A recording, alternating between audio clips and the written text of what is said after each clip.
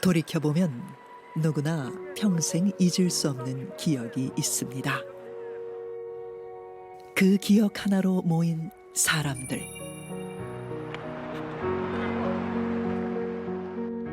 어느덧 55년의 세월이 흘렀습니다. 모든 것이 희미해져 가고 있지만 그날만큼은 잊을 수가 없습니다.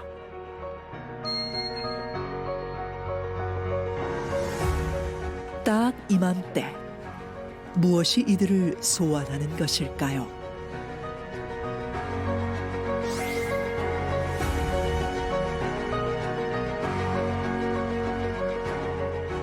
시원하게 뻗은 고속도로를 달려 도착한 곳은 추풍령 휴게소.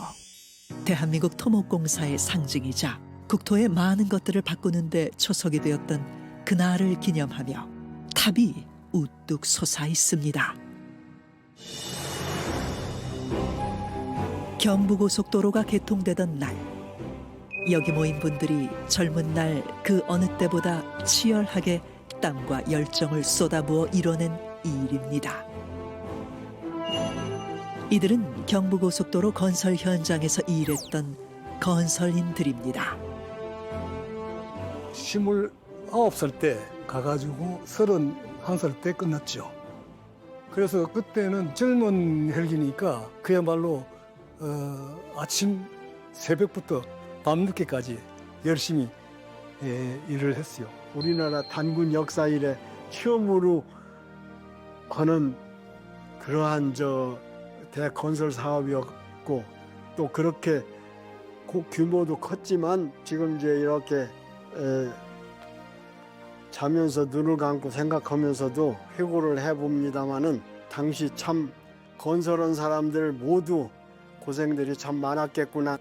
불가능하다고들 다 이야기한 사람들이 많았는데 그래도 해냈습니다. 참 어려운 일을 해냈다 하는 그런 그 뿌듯한 감정이 있었죠. 비문에 새겨진 이름들은 빼곡한데 해가 갈수록 참여하는 이들은 점점 줄어들고 있습니다. 저 이름 여기 언양공구 여기 있습니다. 감회가 남다르죠. 그때 생각이 나고 저 언양공구가 한 1년 반 만에 끝냈어요. 지금 생각하면 뭐 기적이죠, 기적. 지금 이런 장비 가지고도 끝내라 그러면 아마 좀 힘들 겁니다. 다들 기적이라고 말하는 그날, 수많은 최초, 최대, 최장의 기록을 남기며 국토를 가로지른 그 길은 어떻게 만들어진 걸까요? 수많은 이들의 땀과 눈물, 희생이 없었다면 불가능했을 그날의 그 길 위로 가보겠습니다.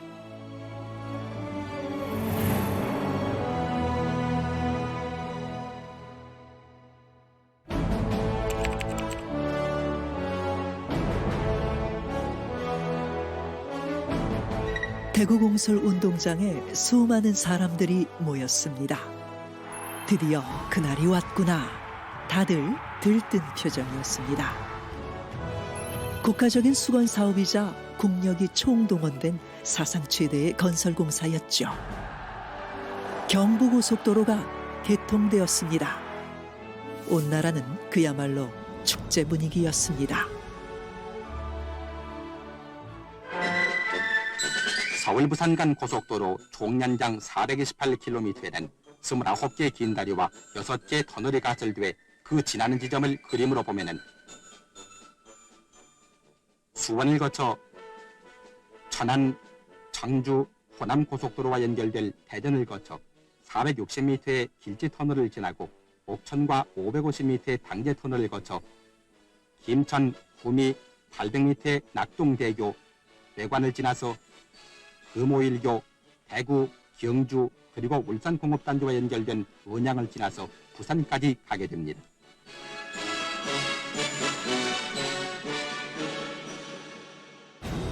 끝이 보이지 않을 정도로 시원하게 쭉 뻗은 왕복 4차선 도로는 당시 국민들에게도 신기한 광경이었죠. 국토를 가로지르며 지역의 거점 도시들을 모두 거치는 경부고속도로는 국토의 대동맥이라 불리기도 했습니다. 무엇보다 이 대공사를 2년 5개월 만에 마쳤다는 것은 우리나라뿐 아니라 전 세계가 놀란 기록적인 일이었죠.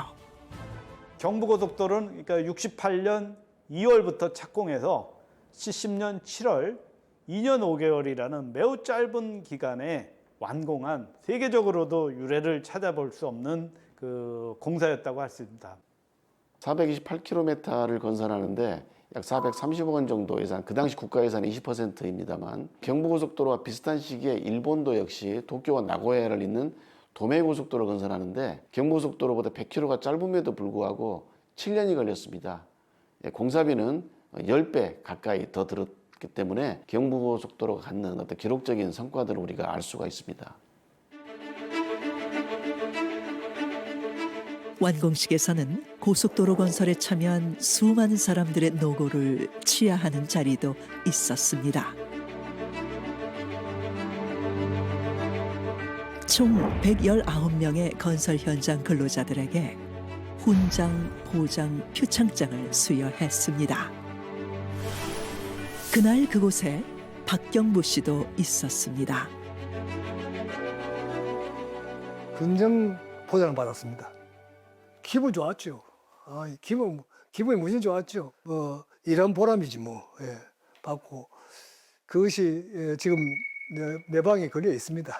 내 방에 걸려 있고 그것을 보면서 옛날 생각도 하고 또 그 의지를 또 다짐하면서 하고 있는 거죠.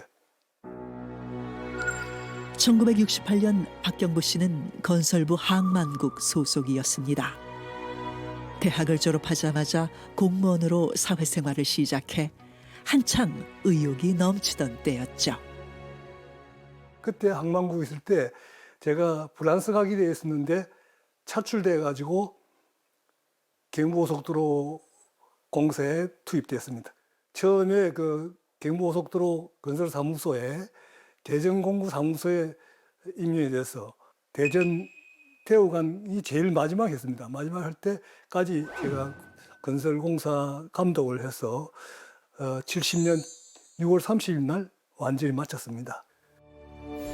경부고속도로는 평범했던 박경부 씨의 삶에도 변화를 준 큰 계기였습니다. 그렇다면 1968년 당시 우리나라가 경부고속도로를 건설해야만 했던 배경은 무엇이었을까요? 한국전쟁 이후 50년대는 폐허가 된 나라를 재건하기 위한 사업이 주를 이루었습니다. 60년대는 조국의 근대화가 다음 목표였죠. 근대화를 위해서는 도로, 철도 같은 사회간접 자본이 필수적이었습니다. 당시 우리나라의 주된 교통수단은 철도. 승객을 실어 나르는 것뿐 아니라 화물 수송도 대부분 철도가 담당했습니다.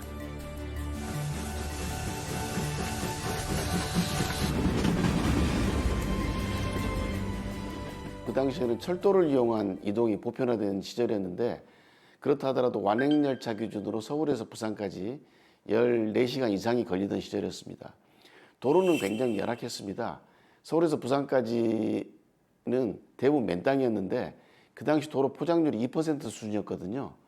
그래서 비만 오면은 진흙밭으로 변해서 차량 통행이 빈번하게 끊기던 그런 시절이었습니다. 우리나라 경제건설에 비해 대부분의 도로는 너무 좁고 구불구불해서 산업 발전의 동맥이 되는 수송 임무를 제대로 못하고 있는 것이 사실입니다. 교통이 이처럼 열악하다 보니 고향 한번 다녀오는 길은 험난하기만 했습니다. 그때는 시외버스가 이제 부산까지 가는 차가 노선이 없었고요. 이제 고속버스가 생기고 나서 이제 노선이 생기겠지. 그건 시외버스가 이제 서울서 예를 들어서 저기 경상도 가면 점천이라면 점천에서 또 갈아타고 대구까지 가가지고 대구에서 또 갈아타고 이렇게 운행한 것으로 저는 알고 있습니다. 절대 빈곤에서 벗어나는 것이 급선무였던 시절. 고속도로 건설은 꿈 같은 일이었습니다. 국가적인 필요성은 대두되었지만 실현시킬 여건이 되지 않았던 것이지요. 그렇게 구상만 하던 차에 계획이 구체화되는 계기가 생깁니다. 바로 1964년 박정희 대통령의 독일 방문입니다.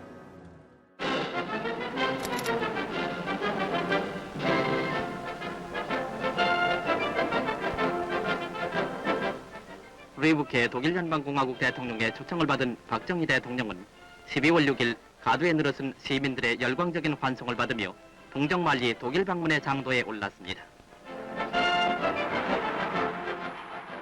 잿더미 속에서도 오늘날 위대한 경제 건설과 번영을 이룩한 독일 연방공화국의 부흥상을 두루 발표하고 양국의 우호 증진과 경제 협력, 문화 교류의 터전을 보다 더욱 굳건히 하고자 하는 바입니다. 우리나라 대통령 자격으로 서독 방문은 그때가 처음이었습니다. 돈과 기술이 턱없이 부족해 미국의 원조에 기대야만 했던 시절. 하지만 경제가 성장하려면 더 많은 자금이 필요했습니다.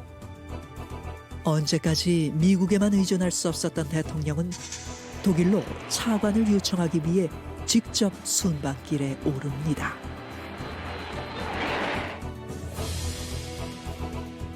당시 서독은 세계 2차 대전 패전국이었음에도 불구하고 빠르게 국가를 재건하고 경제 성장을 이루어 라인강의 기적이라 불리고 있었습니다.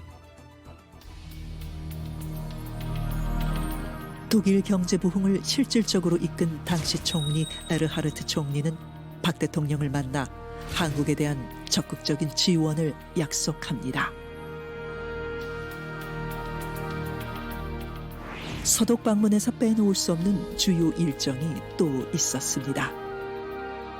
바로 1963년부터 독일에 진출해 있던 우리나라 광부들, 간호사들과의 만남이었습니다.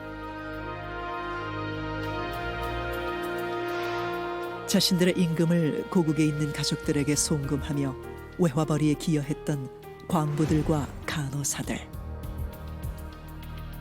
타국에서 그들의 노고가 어떠했을지 격려하며 함께 눈물 지었던 그날의 광경은 이후에도 두고두고 회자되는 순간이었습니다.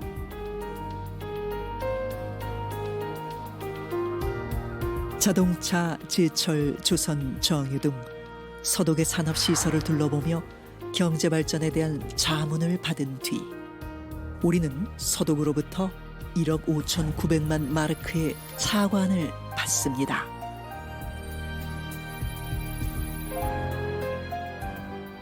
그리고 그때 박정희 대통령은 서독의 고속도로를 보게 됩니다. 그는 2번이나 중간에 차를 세우고 고속도로를 유심히 관찰하며 메모까지 했다고 하지요. 그러면서 그는 결심을 합니다. 우리도 이런 것을 만들자. 독일의 고속도로, 우리가 흔히 아우토반이라고 부르는데 그 고속도로를 보고 감명을 깊게 받아서 우리도 저런 고속도로가 있으면 좋겠다. 그렇지만 그것보다도 사실은 제1차 경제개발 5개년 계획의 66년도의 경제성장률이 13.4%라는 높은 그 경제성장을 이루었고, 따라서 제2차 경제개발 5개년 계획 67년부터 71년 사이에도 우리는 고속도로만 된다면 충분히 저러한 높은 경제성장률을 달성할 수 있다라는 자신감이 사실 컸다고 말할 수 있겠습니다. 우리나라 경제개발에 대한 계획과 구상은 1962년부터 단계별로 시행되고 있었습니다. 이름하여 경제개발 5개년 계획. 경공업을 육성하던 1차를 지나 그 다음 단계는 산업 구조의 근대화였습니다. 그러기 위해서는 기존의 철도 중심에서 벗어나 물류 수송에 근본적인 변화가 필요했습니다. 그래서 2차 경제개발 계획에서는 서울 부산 간 고속도로를 완공한다는 목표를 세웁니다. 우리나라 최초의 고속도로는 경인고속도로입니다. 경인고속도로는 서울과 수출항이 있는 인천을 연결하는 도로로 1967년 3월에 착공해 이듬해 12월에 개통되었죠. 경인고속도로 다음이 경부고속도로였습니다.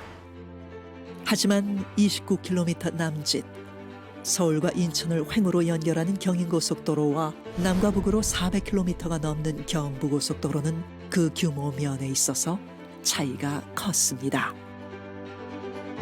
가장 큰 문제는 고속도로 건설에 필요한 재원 마련이었습니다.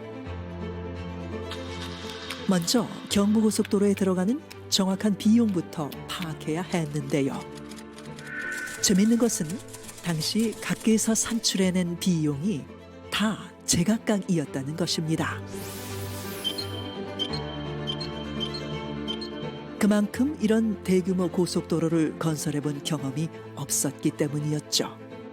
결국 정부는 최고와 최저의 중간 금액을 건설비로 책정합니다. 하지만 당시 우리나라 1인당 국민소득은 200달러가 채 되지 않았고 국가 총예산은 1,600억 원 규모. 이런 현실에서 360억이 넘는 경비는 실로 막대한 부담이었습니다. 자칫 잘못하다간 나라가 파산할 위험도 있는 상황. 우려의 목소리가 곳곳에서 터져 나왔습니다. 하나의 사업에 정부 예산의 거의 18%를 투입하는 거는 이건 말이 안 된다. 이런 고속도로를 건설할 필요가 없고, 만약 혹시 경제 성장이 그렇게 높지 않아 갖고 통행하는 차량이 적으면은 이거는 어떻게 할 수가 없는 겁니다. 그렇다고 뭐 완공된 고속도로를 어떻게 다시 버릴 수도 없고요. 언론이나 정치권도 거의 그대로 반대를 싣게 됐죠. 그러다 보니까 이제 굉장히 어려움이 많았다는 거죠.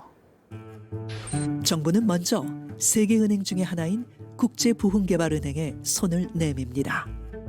한국의 교통 실태에 관한 조사를 의뢰하면서 경부고속도로 건설의 타당성을 검증받고 차관을 얻기 위한 목적이었죠.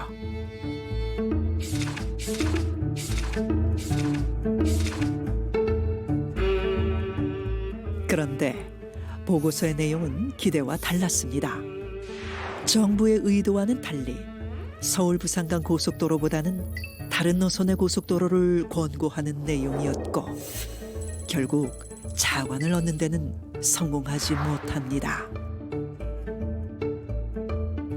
타당성 조사 결과 굉장히 부정적인 내용이 나왔습니다. 기존 도로를 고쳐서 쓴다든지 아니면 다른 쪽에 예산을 투입하는 게 타당하다. 그래서 고속도로 건설은 적절하지 않다. 이런 결과가 나오는 바람에 우리나라가 다른 나라에서 차관을 받는다든지 하는 일들이 쉽지 않게 되었습니다. 서울 수원 구간 정도의 유료도로는 고속도로보다 설계 기준이 낮습니다. 그러니까 유료도로 정도는 뭐 건설할 수 있어도 이러한 428km에 달하는 장거리 산악지형을 통과하는 고속도로는 우리나라에는 맞지 않다라는 결론을 냈습니다. 반대 여론도 만만치 않았습니다. 우리나라 재정 상태에서는 무리이고 시기상조라며 정치권의 반대도 거셌습니다. 이런 난맥상 속에서도 정부의 의지는 강했습니다. 외자 도입이 안 된다면 순수 국내 자본만으로 해보자. 그래서 설정한 목표, 적은 돈으로 건설하자였습니다. 석유류세를 인상한다든지 통행료를 받는다든지 하는 자금 조달 계획들이 속속 발표되면서 경부고속도로 건설비가 최종 확정됩니다. 맨 처음에 그 경부고속도로의 건설비 추정액은 331억 원이었습니다. 근데 실제 공사하면서는 이제 429억 원이 소요됐는데요. 331억 원의 약 60%는 휘발유하고 경유에 부과되는 그 세금을 대폭적으로 인상했습니다. 그래서 이러한 그 유류세금으로 약 60%를 충당했고요. 그 다음에 이제 채권도 발행했고, 또 일본하고의 그 대일 그 청구권 자금이 적지 않게 투입됐습니다. 그러니까 해외에서의 그 지원 혹은 차관이 전혀 없었기 때문에 100% 공사비를 국내 자본으로만 충당했다고 얘기할 수 있겠죠. 재원이 어느 정도 마련되자 다음 단계는 건설 용지의 매입이었습니다. 예산이 넉넉지 않은 상황이다 보니 적은 비용으로 빠른 시간 내에 용지를 매입하는 것이 관건이었죠. 하지만 총 연장 428km의 대규모 공사이다 보니 이에 편입되는 땅의 범위도 광범위하고 매수 절차도 복잡했습니다. 당시 천안에 거주했던 한 주민의 용지 매매 계약서입니다. 기록으로만 남은 종이 한 장이지만 땅 주인은 어떤 마음이었을까요? 나라와 지역사회의 발전을 위해 재산을 선뜻 내어준 이름 모를 이들. 이들의 희생이 없었다면 경부고속도로의 첫 삽은 결코 불가능했을 것입니다. 용지비는 사실 3.3%뿐이 안 되는 극히 적은 금액인데요. 최근에는 사실 도시내 도로는 용지비가 거의 80% 이렇게 됩니다. 고속도로도 이 수도권 구간은 50% 이상, 막 60%가 용지보상비입니다. 용지보상비가 극히 적으니까 그나마 공사를 좀 수월히 할 수 있다. 그런 거죠.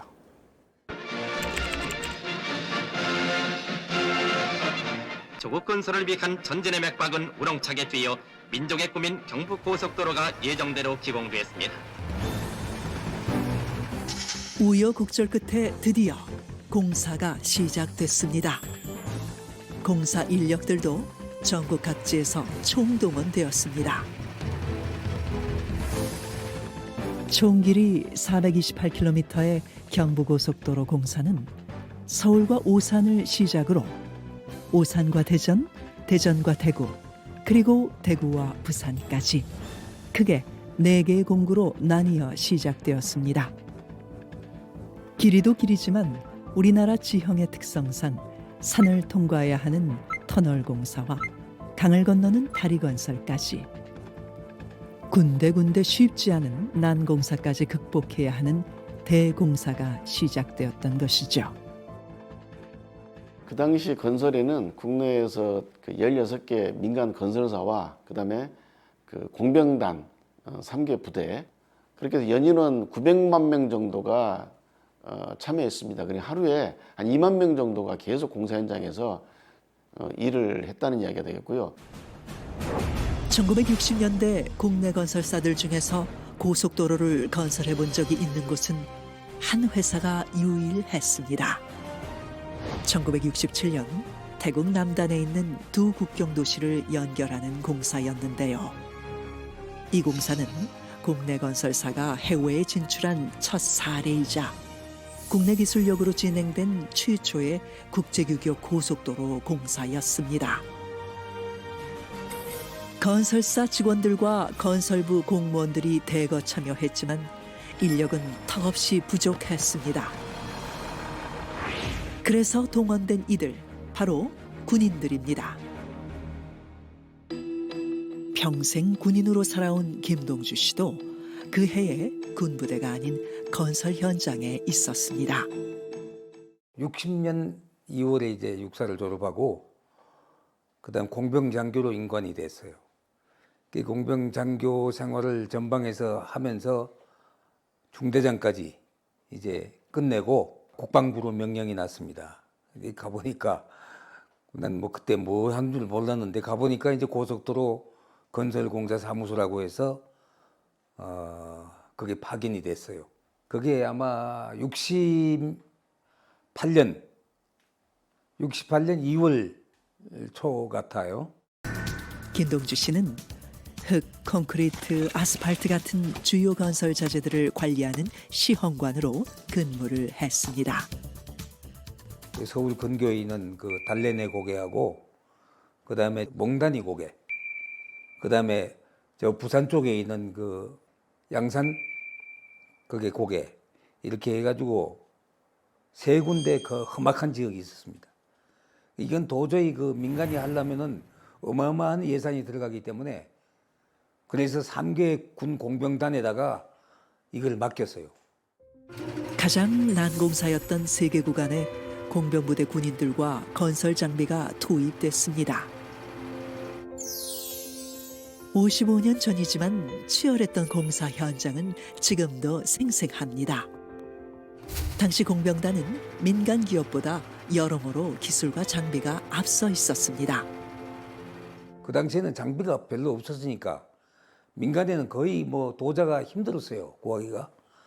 그 공병이 이제 가지고 있는 장비가 그래도 우리나라에서는 뭐 최신 장비고 하니까 1개 대대가 투입됐지만 원래 1개 대대가 그 당시 가지고 있던 도자는 불도자 한 대밖에 없었어요. 도자도 뭐 택없이 부족했고 그러다 보니까 뭐 전국에 있는 거 다 끌고 모아서 다 했다고 봐요.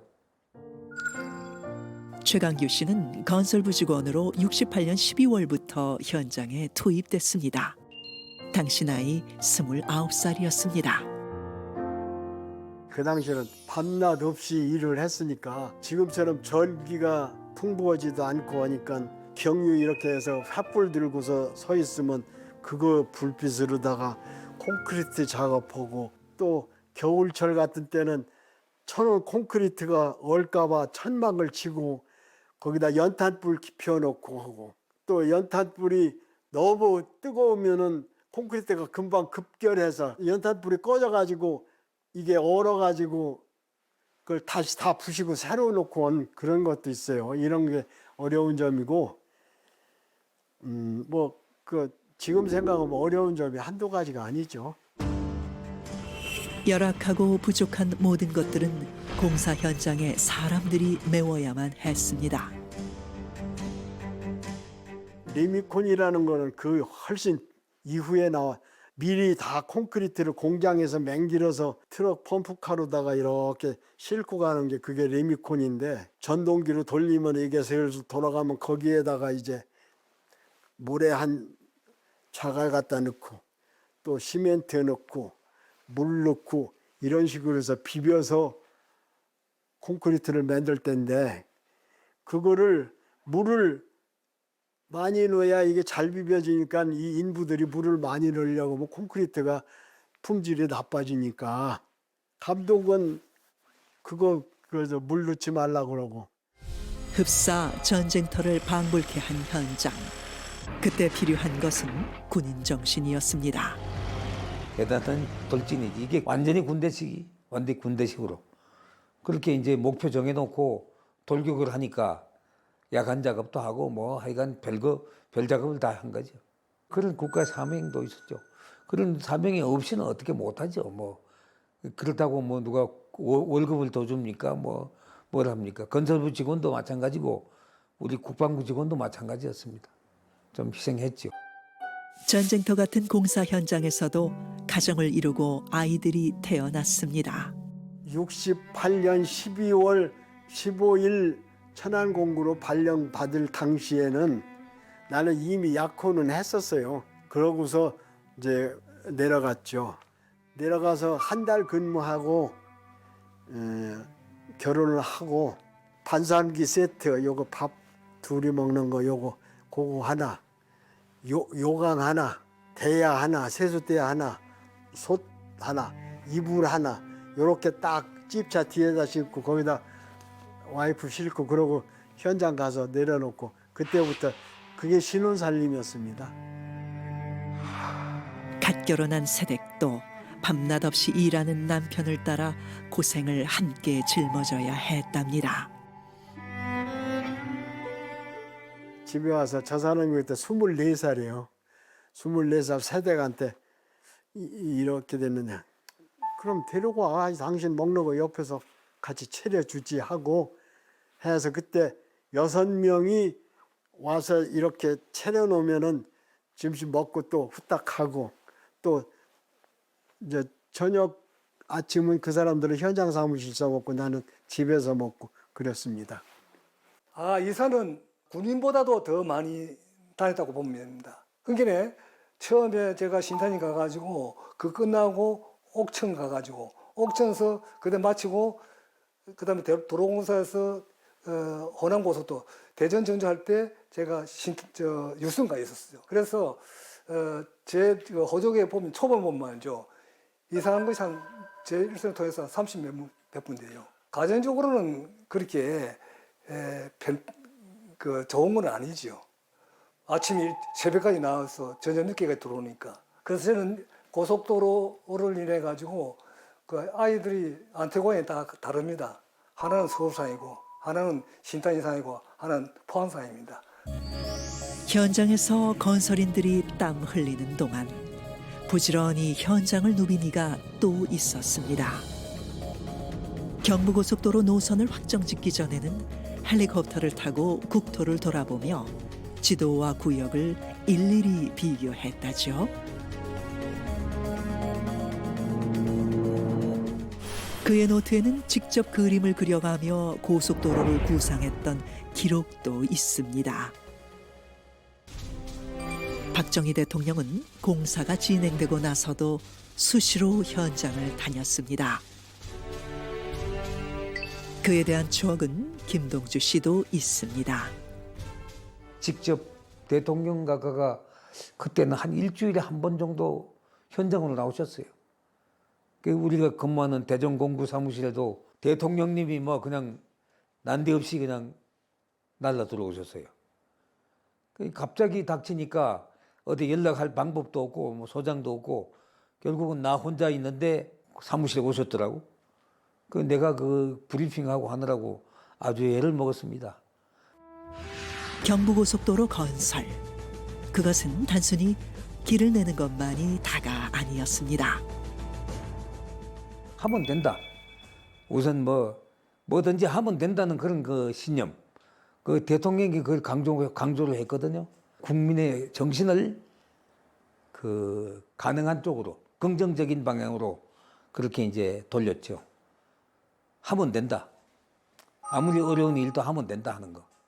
국민 모두가 야, 우리도 할 수 있고 앞으로도 모든 걸 할 수 있겠다라는 그런 자신감을 많이 갖게 됐고, 전쟁의 폐허에서 일어나 우리도 할 수 있다는 자신감과 의지를 보여준 경부고속도로.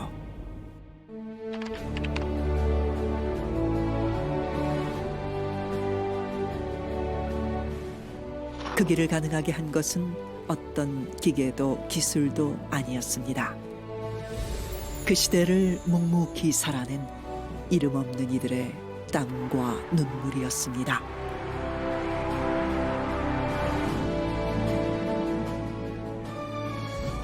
그래 눈물이 났어. 잘했다는 그런 것도 있고 그동안에 밤새 일한 그런 것도 있고 뭐 이런 거. 야간 작업을 계속 하다 보니까 그게 당연한 줄 알고 했지만 다 이제 끝나고 이제 끝이다 생각하니까 그 눈물이 나더라고요. 내 젊음을 다 바쳤고 하여간 난 꿈에서도 어떤 때 길 꿈을 꾸고 그럽니다.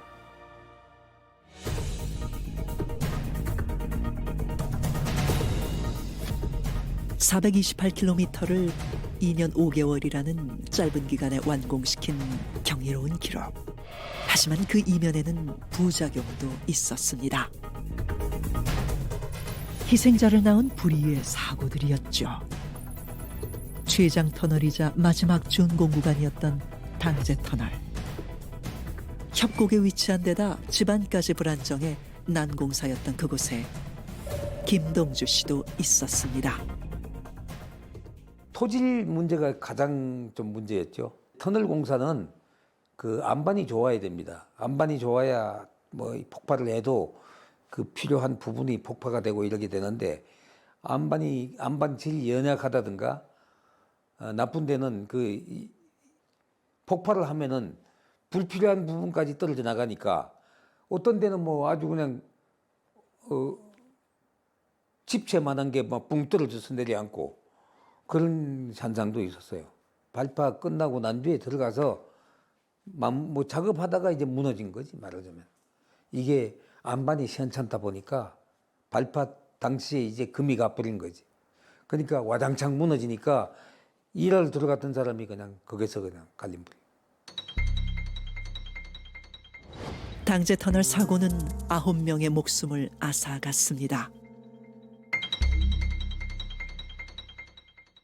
옥천 터널이 제일 됐고 또 낙동대교 있습니다. 낙동대교가 제일 어려웠었어요. 근데 낙동대교도 육사에서 가면 했지만 어려웠던 것이 땅속에 하는 일, 터널, 그 터널이 상당히 어려웠어요. 그래가지고 그것을 공사를 아주 삼교대하고 그래서 사고도 많이 나고 또 그 산업 전사들도 많이 그어서 희생을 당하겠습니다.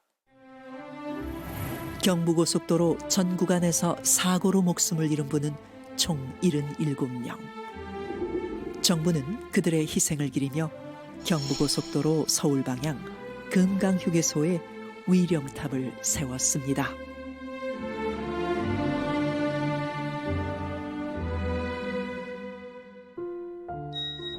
경부고속도로가 완공된 날 7월 7일은 도로의 날로 지정되었습니다.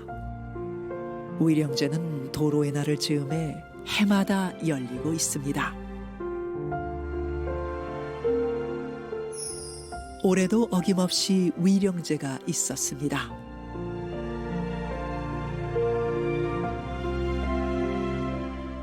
각지에서 건설 감독관들 뿐만 아니라 희생된 분들의 유가족이 참석했습니다.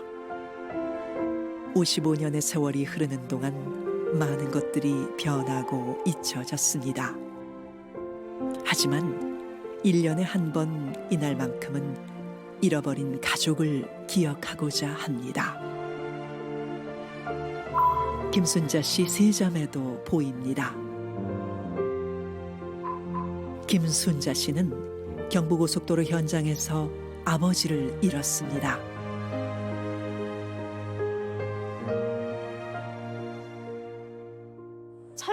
철일하는 기술자예요. 그러다가 아버지 돌아가시고 아버지는 나이가 젊지요 그때는. 엄마 언니 35인가 그렇게 됐을 거예요. 언니도 어리고 나도 어리고 얘는 피덩어리고. 이게 고생을 많이 했지. 그런데 우리가 알기는 나이가 어려서 그런데 엄마가 하는 말 그거 검사하다가 헛발 뒤져가지고 떨어져서 직사하셨다고 하더라고. 예, 그때는 우리가 어리니까 그 공사장에도 못 와봤어요. 어린 세 딸을 두고 너무 일찍 가버린 아버지. 이곳에 올 때마다 아버지에 대한 추억을 되새깁니다.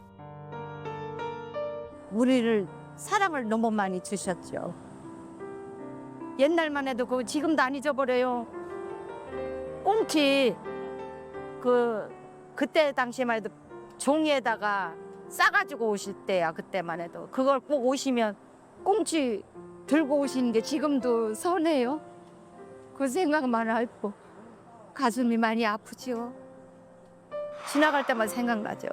아버지가 이렇게 성수했던 길이구나.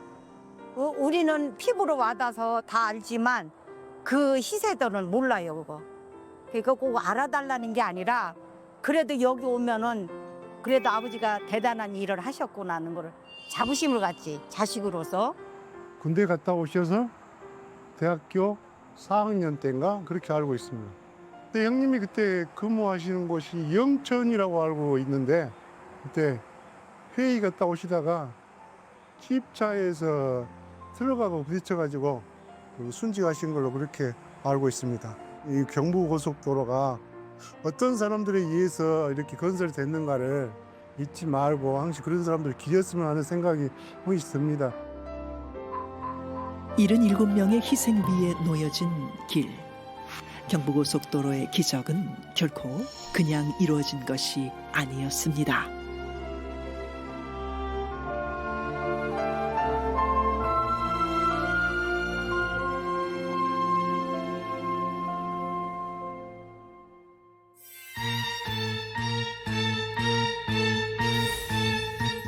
경부고속도로가 뚫리면서 본격적인 고속도로 시대가 열립니다.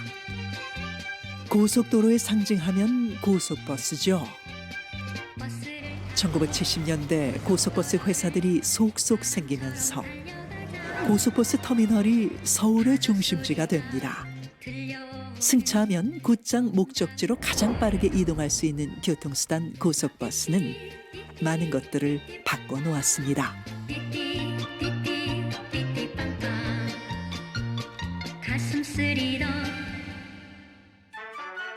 고속버스로 승객들이 몰리면서 고속도로를 이용하는 사람들을 위한 캠페인 영상까지 있었습니다.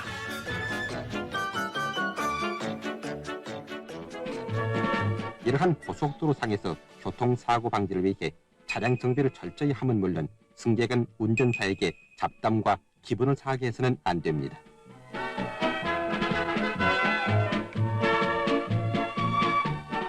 또한 승객들은 운전사에게 무리한 속도를 강요해서는 안 되며 주거를 할 때 갑자기 앞으로 뛰어들어오면 위험합니다. 고속도로는 항상 청결해야 하며 깡통이나 병, 나무 조각 등의 장애물을 절대로 버려서는 안 됩니다.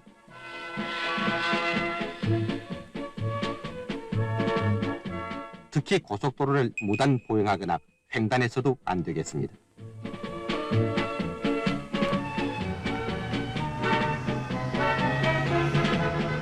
차량이 고장나면 즉시 도로공사 영업소나 순찰 차량에 연락을 해야 하며 도로 주변에 설치된 시설물을 잘 보호해야 되겠습니다.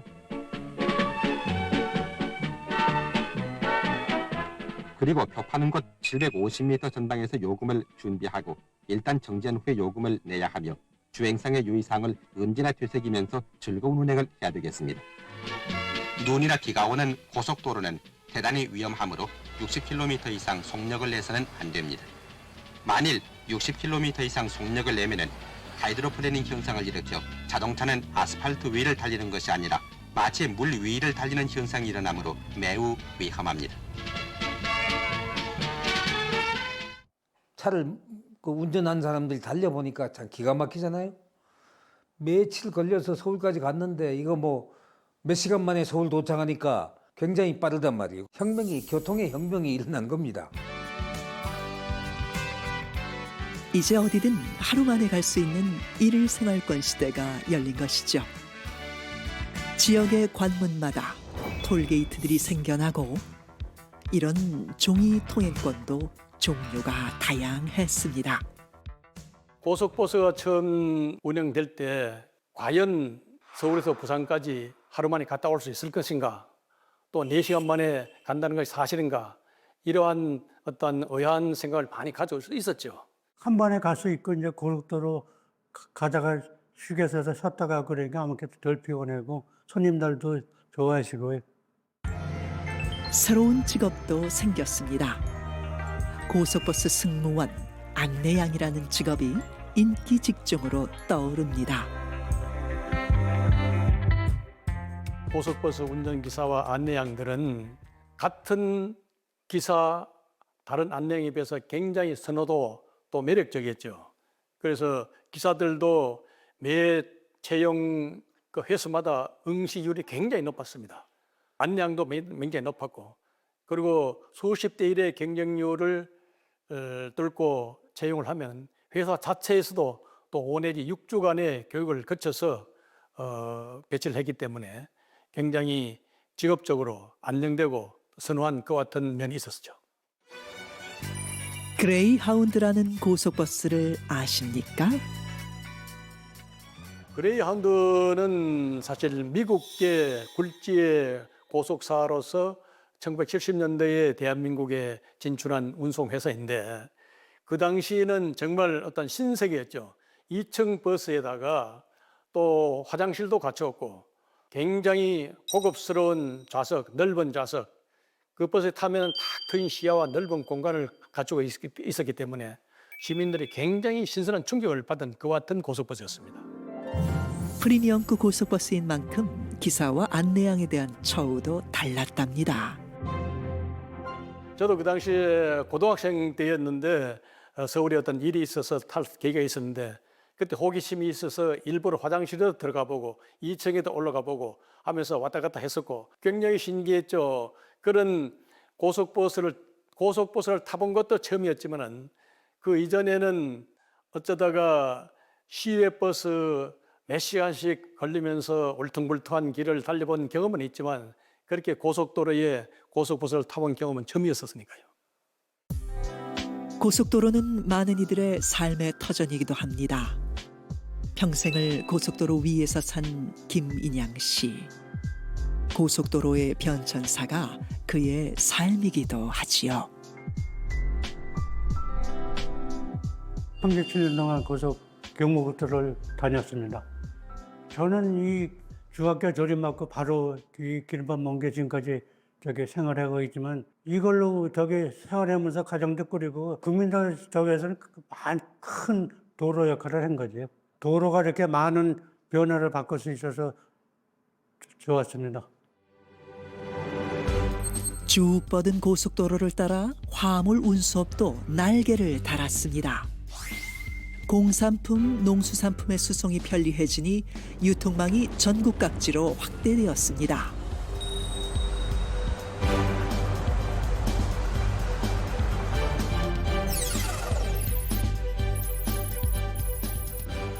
유통의 혁명은 내수 경제뿐 아니라 수출 증진에도 기여했습니다. 우리나라가 60년대 중반부터 90년대 말까지 약 30년 동안 연 평균 8% 이상의 경제 성장률을 달성했는데요. 달성하는데 가장 중요한 기폭제가 된 것이 경부고속도로라고 할 수 있습니다. 우리나라 특성상 수출 주도형 경제를 활성화하기 위해서는 빠른 시간 내에 차량이 이동할 수 있도록, 그래서 생산비를 낮출 수 있게 하기 위해서는 경부고속도로, 특히 부산 항만을 우리나라 제1의 항만으로 삼아야 할 수뿐이 없는 상황에서는 경부고속도로가 굉장히 시급했다라고 얘기할 수 있겠습니다. 고속도로를 따라 공장들이 들어서면서 대규모 산업단지도 조성됩니다. 그 중에서도 자동차 산업이 크게 성장합니다. 도로가 좋아지고 자동차가 느니 사람들이 여행을 다니기 시작합니다.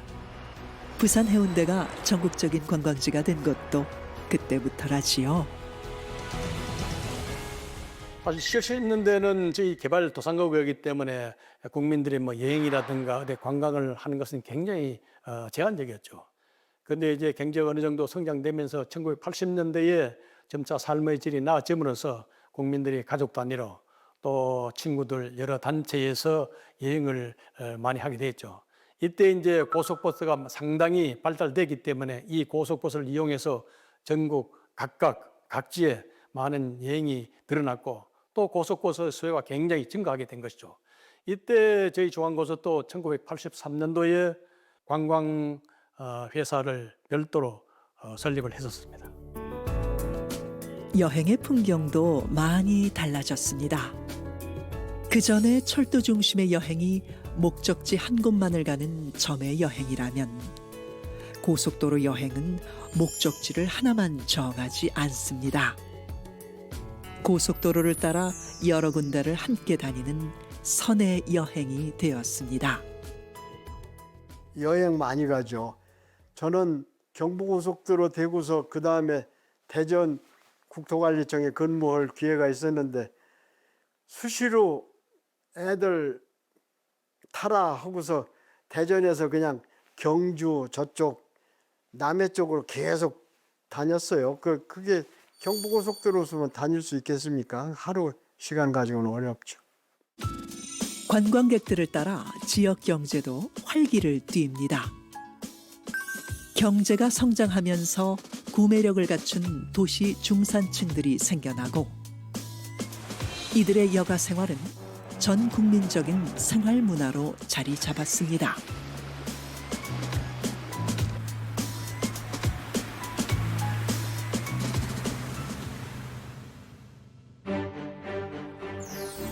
경부고속도로를 완공시키면서 한층 발전한 토목 기술은 이후 전국적으로 고속도로망 펼치기에 돌입합니다.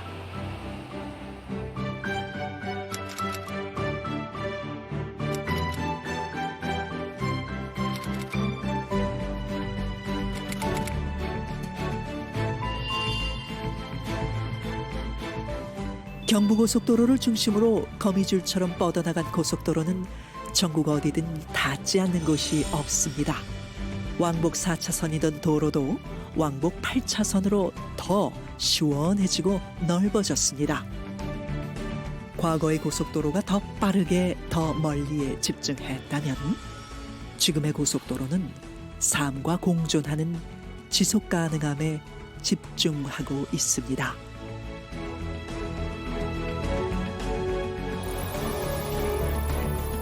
(2025년) 현재 우리나라는 국토 대비 고속도로 밀도가 세계 최상위권인 교통 선진국입니다. 지금은 민자 구간을 포함해서 약 51개 노선에 5,100km가 넘는 고속도로를 현재 우리나라는 보유를 하고 있습니다. 지금은 우리나라가 세계 10위권에 꼽히는 우수한 건설 기술을 갖춘 나라가 되어 있습니다. 저희가 경부고속도로의 교량 기술을 바탕으로 세계에서 가장 긴 현수교도 해외에서 우리나라 건설사가 건설했습니다. 그리고 세계에서 가장 높았던 빌딩도 우리 건설사가 건설을 했고, 올해 우리나라는 해외 건설로 저희가 벌어들인 금액이 1조 달러를 돌파하는 그런 성과를 거뒀습니다. 빠르면서도 정밀한 데다 IT 기술까지 접목해 이제는 고속도로 건설 기술을 수출하는 나라가 되었습니다. 경부고속도로를 완공하면서 그 쌓은 노하우로 우리나라 건설회사는 그 중동에 많이 진출할 수 있는 기회를 얻게 됐죠. 그래서 사막에까지도 우리나라 고속도로를 이제 건설하는 방법을 응용해서 건설했기 때문에 사실 우리나라가 고속도로 건설 이외에도 토목 기술에 관한 시공에 관해서는 세계 최고라고 할 수 있습니다. 그 경부고속도로는 나는 이렇게 봐요. 우리 건설 기술의 스승이라고 해요. 선생님이다. 경부고속도로 있었기 때문에 한국 건설이 세계적인 것으로다가 된 것은 오로지 경부고속도로를 비롯한 고속도로를 했기 때문에 그만큼 기술이 발전되었다, 이렇게 보고 있습니다. 길의 속도만큼 발전의 속도도 숨가쁘게 앞으로 나아갔습니다. 국토의 풍경도 과거의 모습을 찾기 힘들 정도로 많이 변했습니다. 경부고속도로는 사실 4차로를 8차로로 확장하고 그 다음에 굴곡된 거를 다시 전부 거의 직선화를 많이 했습니다. 그래서 기존 고속도로가 아닌 새로운 고속도로 거의 탈바꿈을 할 수 있었고요. 통행료가 자동으로 징수되는 시스템을 만들었고요. 그 다음에 최근에는 이제 스마트 고속도로라고 해서 그 차량이 갈 때 각 차량마다 차 안에 있는 그 기계 장치와 도로변에 있는 장치 간에 실시간으로 주고받으면서 가장 각 운전자한테 맞는 정보를 주는 이러한 정보 시스템까지 발전시키려고 하고 있습니다. 변한 것이 어디 풍경뿐일까요? 55년의 세월이 흐르면서 길을 닦은 사람들도 하나둘 세월의 뒤안길로 사라지고 있습니다. 단체 사진도 한 해가 다릅니다. 세월이 참 많이 갔구나. 내가 33살에 갔는가? 33살 때 그게 파견이 돼가지고 35세에 끝났으니까 나는 90이 됐고 55년이 지나가 버렸으니까 그동안에 얼마나 많이 변했겠어요. 그런 시절을 살던 사람으로서 지금 여러분에게 이제 이야기하고 싶은 거는 하여간 그런 역경 속에서 했다는 거, 거기서 최선을 다했다는 거, 그렇게 기억을 해줬으면 좋겠다. 우리나라가 경부고속도로가 되지 않고 지금 이대로 됐다면 과연 지금의 우리나라가 될 수 있었을까?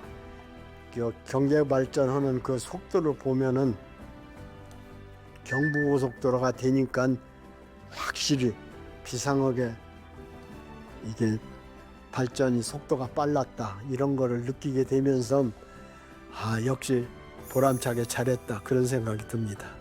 저는 이제 감사한 이야기지만 경부고속도로는 나의 스승이라 하거든요. 경부고속도로를 인해 가지고 그 비온 게 한두 가지 아닙니다.